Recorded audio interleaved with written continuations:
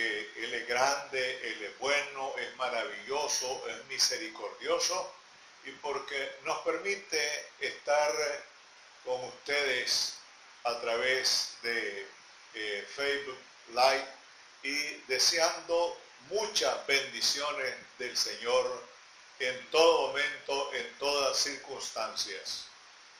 En esta ocasión vamos a abordar un tema relacionado con la Iglesia de Jesucristo construyendo el reino de Dios.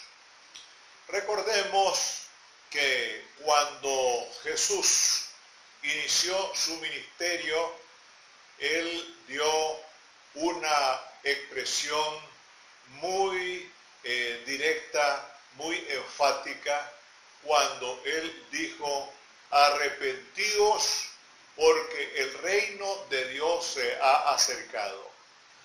Entonces, allá en San Lucas 4, del 16 en adelante, nosotros vemos y leemos que Jesús inauguró su reino, es decir, el reino de Dios en esta tierra, en la sinagoga de Nazaret. Y en esa ocasión, Jesús, según lo refleja Lucas 4, que conviene que lo revisemos, en esa ocasión Jesús presentó lo que nosotros podríamos llamar su plan de trabajo. Es decir, ¿a qué vino Jesús a este mundo? Bueno, en pocas palabras, Él vino para salvarnos del pecado, de la muerte y del infierno. Pero también nosotros vemos cómo Jesús fue desarrollando, desenvolviendo su ministerio terrenal. Y aquí, como les decía, en Lucas 4, a partir del versículo 16, dice de la siguiente manera: vino a Nazaret, donde se había criado, y el sábado entró en la sinagoga, que no es el sábado nuestro tampoco, ¿verdad? Eso es un asunto que hay que analizarlo con profundidad. En otras palabras, léase el día de reposo. Y el día de reposo debe ser cualquiera dedicado exclusivamente al Señor. Muy bien. Y entró en la sinagoga conforme a su costumbre. Y se levantó a leer. Y se le dio el libro del profeta Isaías, el profeta evangelista. Y habiendo abierto el libro, halló el lugar donde está escrito: el Espíritu del Señor está sobre mí, por cuanto me ha ungido para dar buenas nuevas a los pobres. Me ha enviado a sanar a los quebrantados de corazón, a pregonar libertad a los cautivos y vista a los ciegos, y poner en libertad a los oprimidos, y a predicar el año agradable del Señor. Ahí, en ese pequeño pasaje de la Biblia, nosotros podemos darnos cuenta en qué consistió el ministerio de Jesús. ¿A qué vino Jesús a esta tierra? Y Él hace esa presentación precisamente en el lugar donde Él se crió, no donde nació, porque todos sabemos que Él nació en Belén de Judea, pero después la familia se trasladó a Nazaret y ahí, diríamos nosotros, se levantó Jesús. Y lo interesante de este asunto es que Jesús empieza su ministerio en el lugar donde todo mundo lo conocía. Es decir, Él posteriormente se desplazó a otros lugares. pero él inició e inauguró su ministerio, su reino en Nazaret. Y este es un detalle importante cuando Jesús también tiene que enviar a sus discípulos y cuando les dice allá en Hechos de los Apóstoles 1:8, y recibiréis poder cuando haya venido sobre vosotros el Espíritu Santo, y me seréis testigos en Jerusalén, en Judea, en Samaria y hasta lo último de la tierra. Le está diciendo a sus discípulos que empiecen donde todo mundo les conoce. Y esto tiene un sentido muy importante. ¿Por qué? Porque al reflejar la persona que ha sido comisionada por el Señor, el cambio que ha producido en ella, pues es bueno que aquellos que lo conocen o que la conocen desde su infancia posiblemente, se den cuenta cómo Jesús ha hecho o ha provocado un cambio en esa persona y que ahora lleva una misión específica que Jesús le encargó. Entonces decíamos, ¿no?, que cuando Jesús empezó su ministerio fue para inaugurar el reino. Ahora bien, después de eso nosotros nos damos cuenta que Jesús establece, organiza y funda, diríamos nosotros, la iglesia. Entonces la iglesia automáticamente se convierte en una promotora del reino de Dios en esta tierra. Es decir, debe de continuar el trabajo que inició Jesús en la sinagoga de Nazaret. Esa es la función, desde luego, de la iglesia. Seguir promoviendo el reino de Dios en esta tierra. Y hay varias formas de promoverlo de acuerdo a lo que ya hemos leído aquí en esta expresión de Jesús, que la toma, por cierto, del libro del profeta Isaías. Y eso es algo muy, pero muy importante. Es decir, que aquí, en este pasaje, se está cumpliendo una profecía de Isaías 61, 1 y 2, que dice exactamente lo que acabamos de leer, lo que dice San Lucas. Ahora bien, resulta que hay un escritor de 1902 de origen francés llamado Alfredo Loisy, que dijo estas palabras y que, por cierto, para mí han resultado sumamente interesantes. ¿Y cuáles fueron esas palabras? Dice, Jesús vino a este mundo a inaugurar el reino. Él predicaba el reino de Dios. Pero ¿qué sucedió? Vino la iglesia. Vino la iglesia.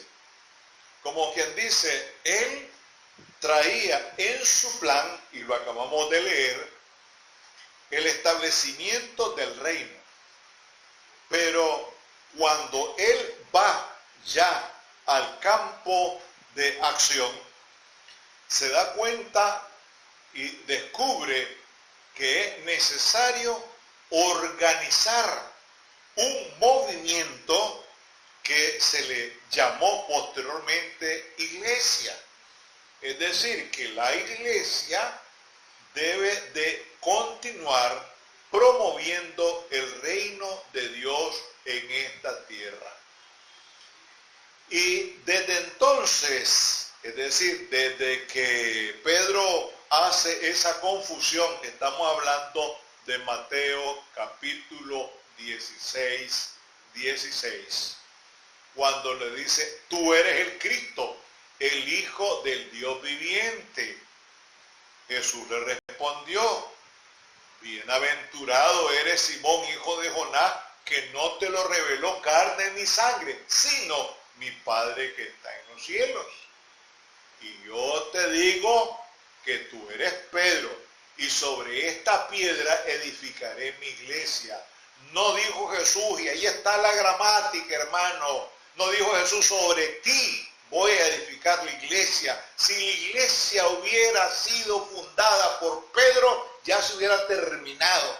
Pero la iglesia está establecida y fundada sobre la roca inconmovible de los siglos, y es Jesucristo. Entonces, la iglesia tiene la gran misión de seguir desarrollando todo ese ministerio que estableció, fundó, inauguró Jesús en esta tierra. Y la palabra iglesia, que por cierto tiene un origen muy interesante, la palabra viene de un término en griego que es eclesía. ¿Qué significa eso? Convocar, llamar, invitar a un grupo de personas de la ciudad para celebrar lo que ahora nosotros podríamos llamar, en términos populares y muy ligado al lenguaje edilicio, una de estas reuniones que convoca el alcalde y el consejo, lo que se llama un cabildo, pues, un cabildo. El hecho de agrupar las personas, de llamarlas e invitarlas, pues eso, de ahí se origina la palabra iglesia. Pero nosotros hemos sido convocados por el Señor, hemos sido llamados, hemos sido invitados para formar parte de un grupo de redimidos por la sangre de nuestro Señor y Salvador Jesucristo, que hemos sido llamados, y ante ese llamado, ante esa invitación, porque recordemos que son muchos los llamados y pocos los escogidos, lo dice la palabra. Ante ese llamado hemos reconocido a Jesucristo como el Señor y Salvador de nuestras vidas. Entonces, no todo el mundo es iglesia, no todo el mundo es iglesia, no. ¿Por qué? Porque no todos hemos querido asumir, no todos hemos querido comprometernos con la causa del reino de Dios en esta tierra. Ahí está la cosa. Eso está ni más ni menos como aquellos que suelen decir que todos somos hijos de Dios. No, según la Biblia, no. Somos creación de Dios, pero hijos no. Porque incluso recordemos siempre, ¿no?, lo que dice allá San Juan 8:44, cuando le dice a los fariseos que lo asediaban tanto a Jesús: vosotros sois de vuestro padre el diablo, serían hijos de Dios. Y también le dijo a aquel mago llamado Elimas allá en Hechos 13:10: vosotros sois hijos de vuestro padre el diablo, enemigos de toda justicia. ¿Sí? Hijos del diablo, enemigos de toda justicia. Entonces podemos preguntarnos, ¿todos somos hijos de Dios?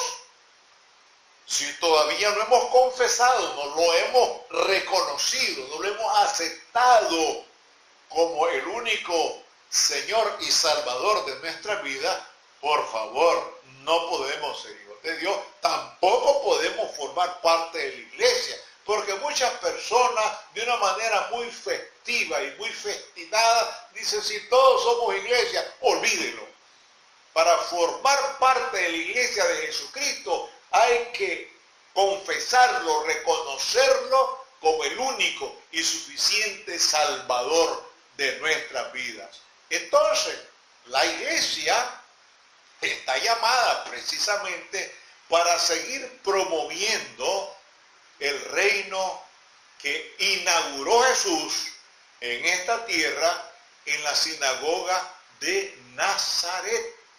Para eso está la iglesia. Incluso hay muchas personas que han atentado contra la iglesia. Pero recordemos siempre lo que le dijo Jesús aquí a Pedro, allá cuando él hizo la confesión, esa hermosa confesión tan emblemática, ¿no? Allá en el 16, cuando le dice, y yo también te digo que tú eres Pedro y sobre esta roca edificaré mi iglesia. Y las puertas del Hades, el Hades, ¿qué es el Hades? El Hades es un término de origen griego que significa el Dios que cuida la puerta del infierno. Ese es el Hades. Dice, y las puertas del infierno no prevalecerán contra ella, no la dominarán. Gracias, Señor, porque tú estableciste tu iglesia en esta tierra. Gracias porque hay muchas personas alrededor del mundo que formamos parte de esa iglesia. Y sabemos que hay otras que ya están entrando, que ya se están acercando y que quieren también incorporarse, integrarse al cuerpo de Cristo. Permite, Padre, que como iglesia sigamos construyendo tu reino en esta tierra. Danos sabiduría, danos inteligencia, danos la capacidad y el coraje para seguir proclamando tu santo reino en este mundo. Oramos con profunda gratitud en nuestros corazones, en el nombre sagrado de Jesús, tu Hijo amado. Amén.